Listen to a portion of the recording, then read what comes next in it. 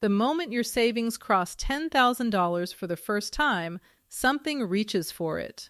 A voice says you have earned a reward. The car could use an upgrade. That trip could finally happen. A friend needs a loan. The couch looks tired.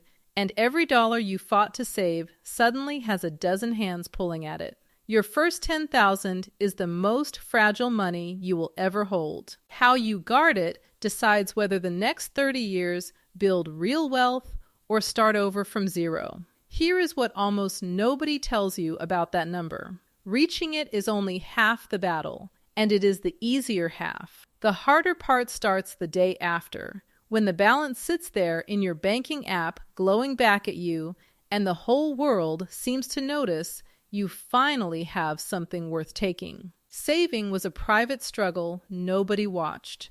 Keeping it turns into a public one, and it is full of people and impulses that all have very good reasons why some of your money should quietly become theirs. Let me show you what that balance actually means, because it is far more than the sum of the deposits that built it. $10,000 is a floor, not a ceiling, not a prize, a floor. It is the first amount large enough to stand between you and the ordinary disasters of adult life. Think for a second about the shape those disasters take. A transmission gives out on a highway on ramp. Your dentist finds something that needs fixing tomorrow, not next year. A slow month arrives for anyone who works on commission, and a fast layoff arrives for anyone who does not. Then the dog needs surgery, or the furnace quits in the coldest week of the year. None of these events are rare. All of them are expensive. And below a certain line in your account, every single one of them turns into a crisis that trails you for years, because the only way to handle it is a credit card you cannot pay off. Above that same line, the identical events shrink down to almost nothing. The transmission becomes an annoyance you handle on a Tuesday and forget by Friday. That dental bill becomes a quiet transfer instead of a panic. And the layoff becomes a few stressful weeks instead of a slow spiral into debt. Nothing about the events themselves changed. Your relationship to them did, entirely because there was money standing in the gap. The data on how rare that floor really is might genuinely surprise you. In a national survey conducted this year, fewer than half of Americans said they could cover a single $1,000 emergency straight out of savings. Read that number one more time, because it is easy to skim right past. Not $10,000 and not some catastrophic sum. $1,000. The most common backup plan for nearly everyone else is a credit card carried at around 24% interest, or a loan from family, or simply going without and hoping. When that same survey asked people how much they would need saved to actually feel safe, the middle answer landed right around $10,000.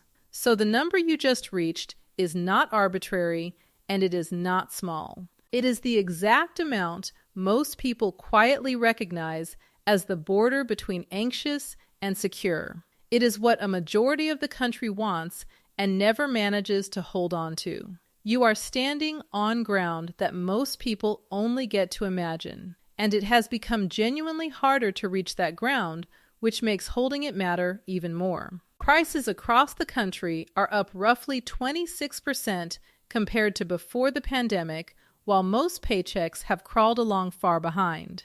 Nearly 1 in 4 Americans has no emergency savings at all, not $100 set aside for the furnace or the dog. Every month, more of the average income gets swallowed by rent and groceries and insurance before a single dollar can be set aside. In an economy like that, clawing your way to $10,000 is not a small personal win. It is something close to swimming upstream, which is exactly why so few people who reach it can bear to let it slip back down. That difficulty is also why the money feels so different the moment it is finally there. A lightness shows up. The knot in your stomach when you open your banking app starts to loosen. You sleep a little deeper, argue about money a little less, and breathe a little slower in the checkout line. That feeling, the pure relief of it, is the very first trap, because relief has a quiet way of talking you into celebrating with the exact thing that created it. Meet Leon. He spent 14 months dragging his savings from almost nothing up to $10,000. He packed lunches he did not love and drove a car with a check engine light he had learned to ignore. Weekend after weekend, he turned down plans he could not really afford. The afternoon his balance finally crossed the line, he took a screenshot of it and felt something close to pride. The clean kind of pride you only earn from doing something genuinely hard. 2 weeks later, that same car finally died for real, and Leon did the responsible thing. He dipped into the fund for the repair, about $2,000 gone in a single afternoon. Then a wedding came up out of state, flights and a hotel and a gift, so he dipped again. Then his younger brother came up short on rent, and Leon, being a good brother, quietly covered it. A better mattress went on sale, and after a full year of sacrifice, that one felt earned, so he bought it too. None of these were reckless. Every single one felt justified in the moment, and honestly, most of them genuinely were. By the end of the year, his balance read $3,000, and when he sat down to trace where it all went, he could not point to one purchase he truly regretted. That is the part that still haunts him. There was no villain in the story.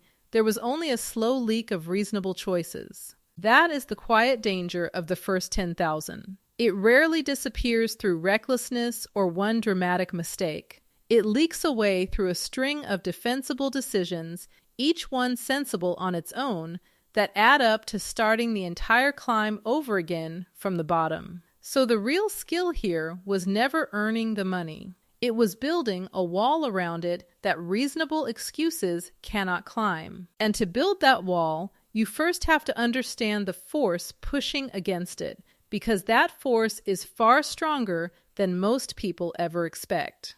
The pull works a lot like gravity. An empty account has almost no pull, because there is nothing there to want and nothing there to take. A full balance, though, quietly bends everything around it. The phone you have used happily for 3 years suddenly feels slow and embarrassing. That apartment that was fine last month starts to feel cramped.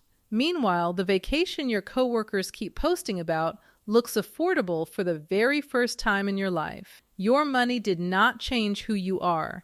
It changed what you believe you can afford. And it changed it the instant the number got big enough to matter. Economists have a plain name for the first version of this, and you have almost certainly felt it without ever naming it. Lifestyle creep. As income and savings rise, spending quietly rises to meet them, and the gap you worked so hard to pry open slowly seals itself back shut. The cruel thing about creep is that it never announces itself with one big purchase you could catch and stop. It shows up as a new subscription here, a slightly nicer grocery run there, a habit of tapping the upgraded option every time simply because you now can. No single piece of it feels like much of anything. All of it together is the precise mechanism that keeps people who earn good money permanently broke, forever wondering where it all goes. Watch how it works in practice. Someone gets a raise of $500 a month and feels, understandably, like they finally have room to breathe.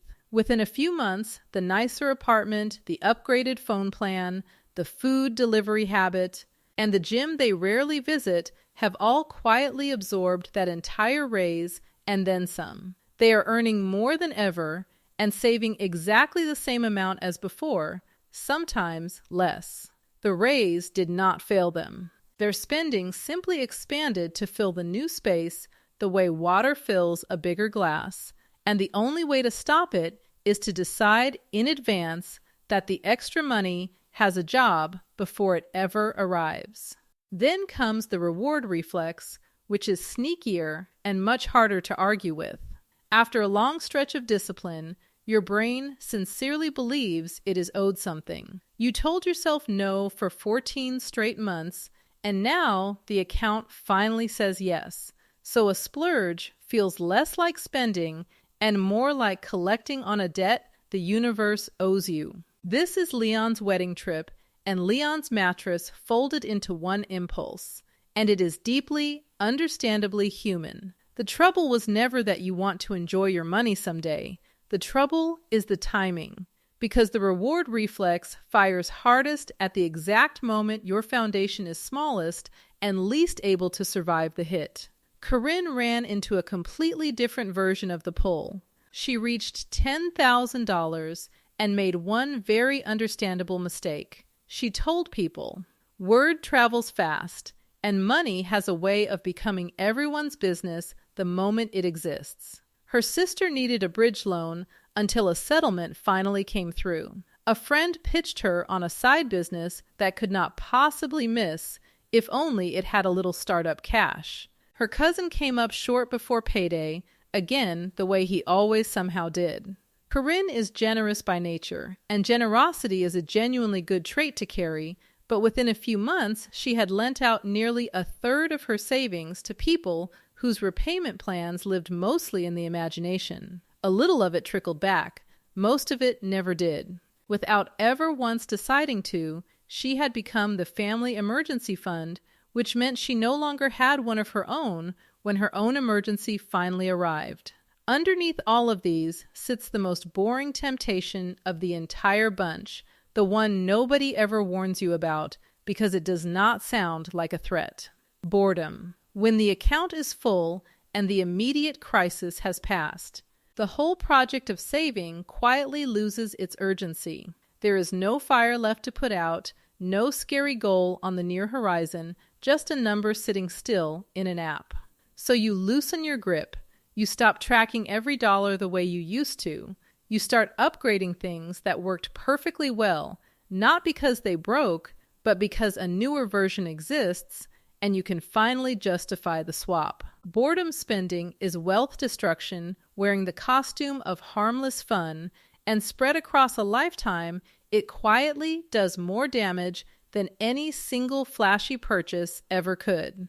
Look at what all of these forces have in common: the creep, the reward reflex, the generosity, the boredom. Every one of them is reaching for the same modest pile of money. That grasping hand you half sense in the back of your mind is not your imagination. It is real, and it has many fingers. Your only job in this fragile early stretch is to be the one holding on tighter than all of them put together. Holding on gets dramatically easier once the money is sitting in the right place, so let me show you where your first 10,000 should actually live. Because most people get this exactly wrong, and it quietly costs them for years. Almost everyone leaves the money right where it landed, in a checking or savings account at the same big traditional bank they have used since college. That single habit is the most expensive one in this entire video, and the worst part is that it costs you invisibly, in money you never see, and therefore never miss. The 3 largest banks in the country pay a savings rate of roughly 1/100 of 1%. Sit with the math on that for a moment, because it is almost funny once it lands. $10,000 parked in one of those accounts for a full year earns you about $1, not $100. 1. You could work a year of double shifts to build that money. Hand it to one of the most profitable institutions on the planet, and they will thank you with enough annual interest to almost buy a single gumball from the machine by the door. Now move that exact same $10,000 into a competitive high-yield savings account. As of the middle of this year, the strongest of those accounts pay somewhere near 4%, and a handful reach closer to 5%. At 4%, your $10,000 earns about $400 over a year for doing absolutely nothing but sitting in a different account with a different logo on the app. The money is just as reachable. It is just as safe. The only thing that changed was which institution is holding it for you. Let that comparison settle into the specifics. $400 against $1. That is roughly 400 times more interest on money you were already going to save for a switch that takes a single afternoon to make. Over 5 years, At 4%, that $10,000 quietly grows past $12,000 on interest alone, and every year after that, the gap widens further. Stretch it across a decade, and the difference between the two accounts becomes a real vacation or a real car repair fund, all of it earned while you slept, and none of it requiring even a sliver of added risk. People hesitate right here, and the reason is almost always identical. A high-yield account usually lives at an online bank they have never heard of, and unfamiliar feels unsafe, especially when it is about to hold the most important money they have ever managed to save. So let me put that particular fear completely to rest. As long as the bank carries FDIC insurance, and the reputable ones all do, your deposits are protected up to $250,000 per institution, backed by the full faith and credit of the federal government itself. In plain terms, an online bank paying you 4% is exactly as safe for your $10,000 as the marble column giant on the corner paying you almost nothing at all. The safety is identical, right down to the last dollar. Only the return is wildly different. Moving the money is far simpler than the fear makes it sound. You open the new account online, which takes about 15 minutes and a photo of your ID. Then you link it to your existing checking account with a couple of taps. You transfer the $10,000 over, wait a day or two for it to settle, and you are done, permanently, forever earning the higher rate without ever thinking about it again. If you want, you can even set a small automatic transfer to keep feeding it a little each month, so the fund quietly grows in the background while you forget it is there. That is the entire project. 15 minutes of mild boredom in exchange for hundreds of dollars a year, every year, for the rest of your life. Very few decisions you will ever make pay you back that reliably or that permanently. So why do the big banks pay so little when they could clearly afford to pay far more? Because they can get away with it, and because most of us quietly let them. They spend fortunes on branches, on stadium naming rights, on advertising designed to make them feel permanent and trustworthy, and the overwhelming majority of their customers never move a single dollar, no matter how little it earns. The online banks skip the marble lobbies, run lean, and hand the savings straight back to you as a higher rate. You are not being some kind of financial genius by switching. You are simply declining to keep paying a loyalty tax that buys you absolutely nothing in return.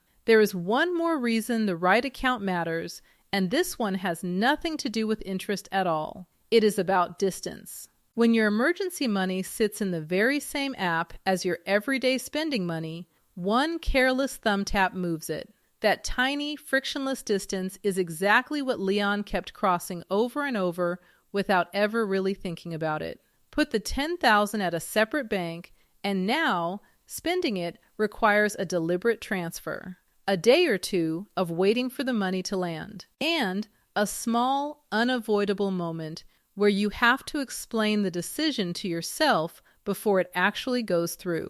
That gentle little speed bump stops more impulse damage than any amount of raw willpower ever will. You are not locking the money away in a vault you cannot reach in a crisis. You are just making it slightly annoying to raid on a whim. And it turns out that slightly annoying is very often exactly enough. Set up this way, your first $10,000 quietly does 3 separate jobs at the same time. It absorbs life's emergencies so they never harden into long-term debt. It earns a real, meaningful return the entire time it waits to be needed. And it sits far enough out of easy arm's reach that your worst impulses actually have to work for it, which most of them simply will not bother to do. Stop and appreciate how rare that combination really is. Most people only ever have money that is either safe or growing, either reachable or protected, but almost never all of those things at the same time. A plain checking account is reachable, but earns nothing and gets quietly raided. A locked investment grows steadily but cannot be touched when a real crisis hits. Your first 10,000, placed correctly, threads that entire needle at once, which is precisely what turns it from an ordinary balance into a genuine foundation. If this is already shifting how you see the balance in your account, take a moment to subscribe, because everything we cover on this channel builds on exactly this kind of foundation, one grounded and unglamorous decision at a time. Now we arrive at the rule that gives this whole video its name, the single principle that turns an ordinary pile of savings into actual, lasting wealth. You stop touching it. That sounds almost too plain to be worth saying out loud, so let me show you the machinery hiding underneath it. Because the machinery is where all the real money actually is. The reason wealthy people tend to stay wealthy is not that they never spend a dime. It is that they let certain money compound without interruption for a very long time, and compounding only works its slow magic if you leave it completely alone. Every time you pull money out and rebuild it later, you are not merely losing the dollars you spent. You are resetting a clock, and that clock is quietly the single most valuable thing you own. Watch what your 10,000 becomes if you simply leave it untouched and invested the way most long-term money is, spread across a broad basket of American companies. Measured over the last full century, the stock market has returned an average of roughly 10% a year. Some years it soars, some years it falls hard enough to make your stomach drop through the floor, but across long stretches that average has held with a stubbornness that almost feels unfair. Leave $10,000 alone at that rate, adding nothing at all, and in 10 years it grows to about 26,000. In 20 years, close to 67,000. In 30 years, that untouched 10,000 becomes roughly $174,000. It is the exact same 10,000 you started with. You just refused, year after year, to touch it. Let me put a deliberately conservative floor under those numbers, because real life includes inflation and includes ugly decades that genuinely test your nerve. Even if we cut the assumption all the way down to 7% a year, that same untouched 10,000 still grows to around $76,000 across 3 decades. The precise figure will always move with the market. The direction of it never does. Time, far more than clever timing, is doing the heavy lifting the entire way. Now flip the whole thing around, because this next part is meant to sting a little, and it honestly should. Say you are 30 years old and you spend that 10,000 on something forgettable. A flashier car you did not really need, a run of expensive weekends, an upgrade cycle you can barely even remember a year later. What you actually spent was not $10,000.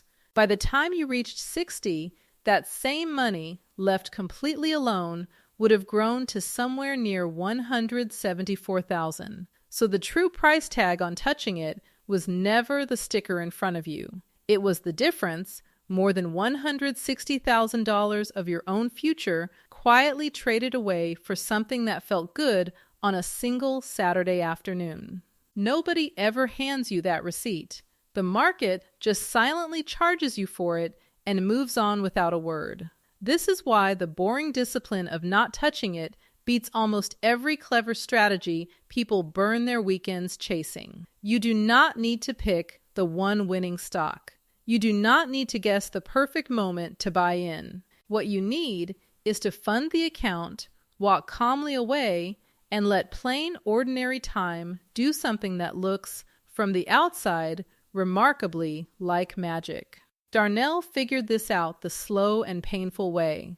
All through his 20s, he treated his savings like a slingshot. He would build it up over months, take aim at some purchase or trip, fire the whole thing at once, and start over from nothing. He ran that exact loop for the better part of a decade and had almost nothing to show for years of genuine, honest effort. Somewhere around 32, exhausted by the cycle, he finally changed one single habit. He drew a hard line around his first $10,000 and swore it was untouchable. No exceptions short of true survival. Everything above that line stayed fair game for actually living his life. Everything beneath it was frozen solid, and notably.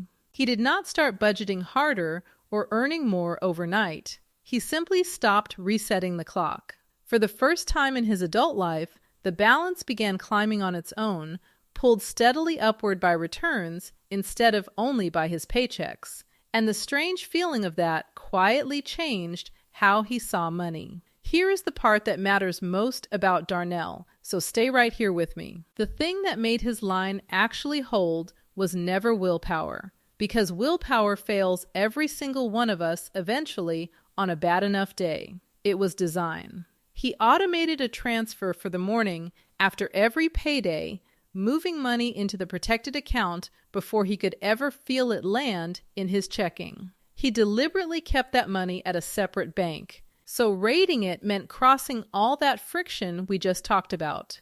And he even removed the account from his everyday banking app, so he simply stopped seeing the balance and therefore stopped being tempted by it a dozen quiet times a week. The automation itself was only ever the tool. The real decision, the one that changed absolutely everything, was choosing in advance to pay his future self first and to route the money's natural path away from his own worst moments. Systems built like that never ask you to be disciplined on a hard day when you are tired and the world is loud. They only ask you to be smart on one single calm day, exactly once, and then they quietly get you out of your own way for years to come. There is a version of the stop touching it rule for the emergency portion of your money too, and it is a bit gentler, but every bit as important to hold on to. Your emergency fund is absolutely allowed to be spent. It is genuinely meant to be spent, but only on real emergencies. And the definition matters enormously here. A true emergency is something urgent, necessary, and unexpected. All three of those at the same time. A weekend sale fails the test on urgency. That dream vacation fails it on necessity. Even a legitimately good investment opportunity fails it on being unexpected in the way that actually counts. If you ever catch yourself reaching for the fund and quietly rewriting the meaning of the word emergency to stretch it around something you simply want, that internal editing is the alarm bell going off. That is the precise moment to stop, close the app, and let the money sit right where it is.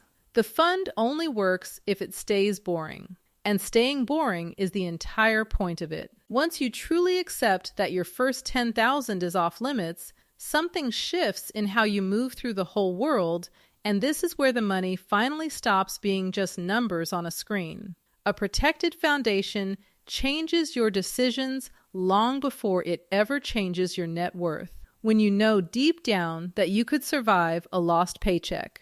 Every conversation with a boss quietly changes shape. You negotiate a little harder because walking away is actually survivable now, and on some level, both of you can feel that. You take the calculated risk you would have flinched away from before, the new role, the move across the country, the bet on yourself, because a stumble no longer means catastrophe. Corinne, once she rebuilt her fund and finally learned to say a firm and loving no to the endless loans, described it as the first time in her entire adult life that she made choices from a place of calm instead of low-grade fear. The $10,000 did far more than protect her from emergencies. It protected her judgment, and judgment is worth more than any single repair bill. That calm is the real dividend, and it compounds in a way no spreadsheet ever tracks. People operating from scarcity make scarcity decisions. They grab the first job offer out of raw fear, cling to a bad boss or a worse relationship because leaving costs money they do not have, panic sell their investments at the exact bottom of a crash, and say yes to things they should have refused outright. A funded foundation quietly widens the space between you and every bad decision that fear would have shoved you straight into. You begin thinking in years instead of days. You start seeing real choices where you used to see only pressure and walls closing in. Silas noticed the shift in the smallest possible way, which is very often exactly where it first shows up. About a month after his emergency fund was fully built and walled off at a separate bank, his water heater failed on a Sunday night. A year earlier, that same event would have meant a frantic credit card swipe at 24% interest, followed by months of clawing the balance back down while quietly resenting every payment. This time, he transferred the money in the morning, paid for the repair by lunch, calmly replaced what had left the fund over his next few paychecks, and never lost a single night of sleep over any of it. The event was completely identical to the one that would have wrecked him a year before. The experience of living through it was the exact opposite. That is what a real floor buys you, and it is worth far more than the interest ever will be.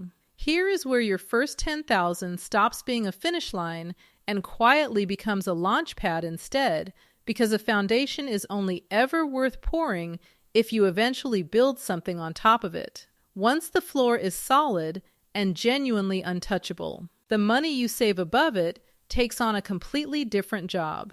It is no longer standing guard to catch you when you fall. It is free to grow, and real growth means putting money into assets designed to work quietly for you across decades. This is the doorway into actual retirement investing, and here is the part that ties the whole thing together. Your protected $10,000 is the exact thing that makes stepping through that doorway possible in the first place. You can afford to let long-term money stay locked away for the long term precisely because you already have a separate cushion absorbing every short-term shock. Without that floor beneath you, every market dip becomes a fresh reason to panic and sell at the worst moment. With it firmly in place, you can ride out the storms without flinching, and riding out the storms calmly is the only way long-term investing has ever actually worked for anyone. The tools waiting on the other side of that door are the very same ones that quietly build the majority of middle-class wealth in this country, and none of them are exotic. There is the 401k offered through your job, especially valuable if your employer matches part of what you put in, which is about as close to free money as ordinary adult life ever offers you. There is the Roth IRA, where the money you invest grows for decades and eventually comes back out without being taxed again. With a yearly contribution limit this year of $7,500 for most people, which works out to roughly $625 a month if you decide to max it out. And the numbers on plain consistency are almost hard to believe. Keep your $10,000 as a base and simply add a few $100s a month into growth for 30 years. And that grasping little pile from the very start of this video can quietly become well over $1 million. That is not a lottery ticket or a lucky break. That is a floor plus patience plus a great deal of time. But stepping into investing for the very first time is exactly where a lot of good, careful people freeze right in place. Because the stock market feels loud and scary and absolutely stuffed with ways to lose money they cannot afford to lose. That fear is completely fair, and there is a smarter, calmer first step than diving straight into the deep end of stocks, one that has quietly anchored serious portfolios for generations. Bonds. When you buy a bond, you are essentially lending your money to a government or a stable company, and in return, they pay you steady, predictable interest over a set period of time. Bonds do not swing wildly the way individual stocks so often do. They are the ballast deep in the hull of the ship. The part of your money that stays calm and level when everything up on deck is rocking hard. And for someone just beginning to lift their eyes past the emergency fund toward retirement, truly understanding how bonds work is the most grounded possible place to begin the journey. That is exactly why bonds deserve a real, unhurried look before anything flashier tempts you away. They teach you how invested money actually behaves without strapping your nerves to a roller coaster you are not remotely ready for yet. They hand a brand new investor a foundation underneath the foundation, a way to start planning seriously for retirement early, while you are still young enough for time to do its very best work, without gambling on things you do not yet understand. If your first 10,000 taught you the quiet power of protecting money, then bonds are how you begin teaching that very same money how to grow up. So look back at where you stood when this video started and look honestly at where you are standing right now. That balance in your account was never simply a number you happened to hit.